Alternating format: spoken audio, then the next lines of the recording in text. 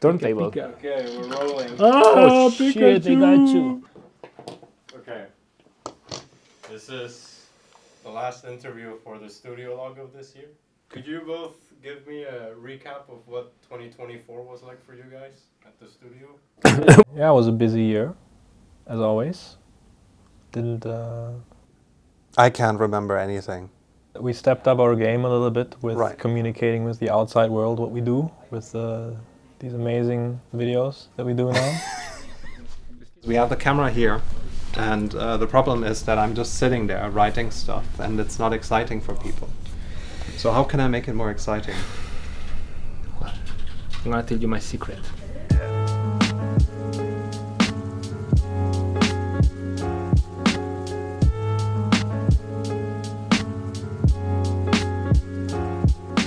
...2024 had a lot of ups and downs. We had to kind of pivot the project we were working on in becoming a showcase and figuring out what that meant exactly, what were the new targets for that.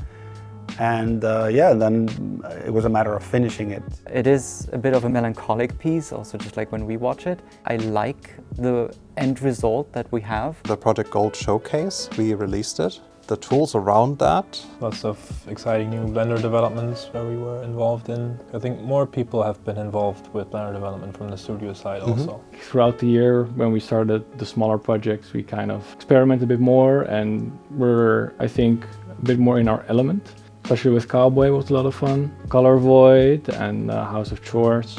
When I was on holidays, it was also fun because I didn't have to be here.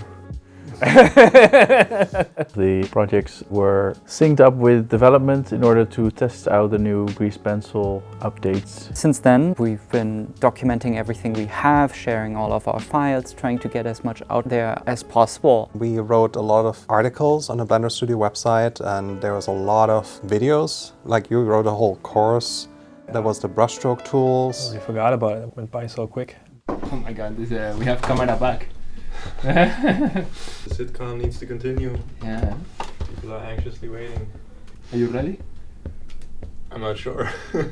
2025 is going to be different. One of the ideas that we already threw around in the team was to just do way smaller projects and then opening up the opportunity for anyone to pitch. I've seen now the most open round of pitches that we ever had. Like pretty much everyone was activated and talking about stuff. And a lot of stuff that actually trickled down from all the side projects that happened this year. Everyone had personal projects and then they became more formal and people did pitches. And we're going to do 4 projects back to back next year, which is going to be super exciting. That's going to be 1 interactive project, 2 short films, and then 1 character project based on all the research that Rick has been doing, like a continuation of how to do a nice facial rig for a character from the artist's point of view. Basically, my pitch ended up being we call it the interactive project. It's one of the opportunities where we could just actively engage and collaborate more with the Godot engine, with that project, and try our hands on more non-linear, player-driven storytelling. That's gonna be cool, like open source game development, Godot, Blender, team up. We all have a little bit of experience, Yeah. like doing some game development, like dipping our toes into it. It's similar to when you're starting out to make films. You're very naive and you're thinking, oh yeah, you can do anything, it's all possible. And then you start doing things and you're digging yourself into, you're basically running against the wall and you find out it's actually really difficult. I have to put everything together. But I talked to Francesco and Fiona already. There is a PDF. It's called Long. Yeah. Long Boy. Long Boy. I mean, it's Cowboy, but longer. But is it still based on the Food Mutants thing you did a while ago, or is it something? Don't go ahead of your. I created 2 temporal timelines. One they talk. Temporary. That's it.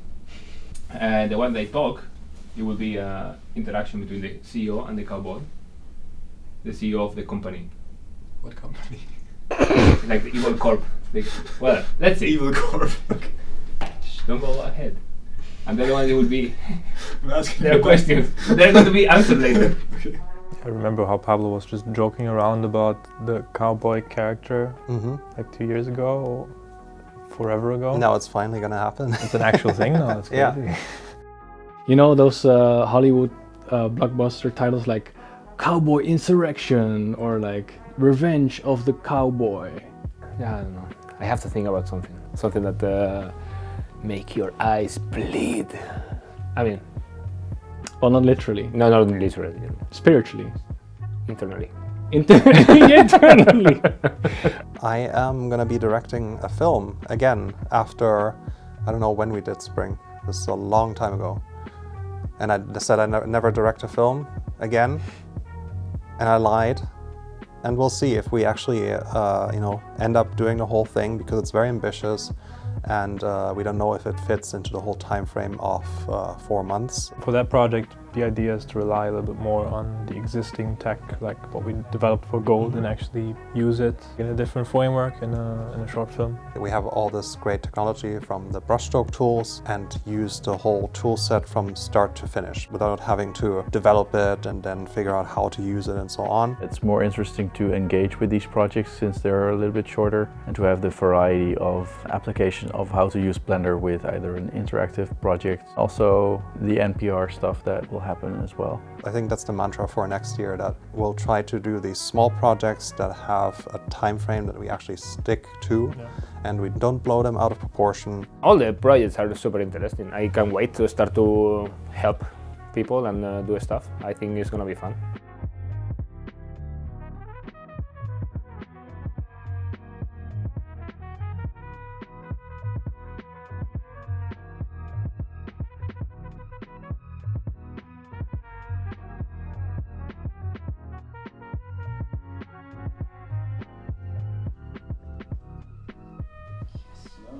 Let's go get some treats. Yes. What's the miracle word?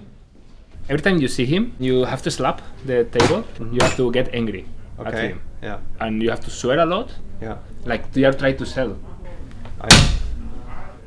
The world finally knows how easily Pablo gets angry and shouts at people. Yeah, we're all just victims, really. Apparently, you have to be, to make it more exciting, you have to be angry, yell at people, so they're afraid of you, and then they subscribe, apparently. That's work for me. And that's exciting. That's exciting, yes, because Be afraid. Because yelling is exciting. And buying things is exciting. Buying things is exciting. I just, you know what is Subscribing is fucking exciting.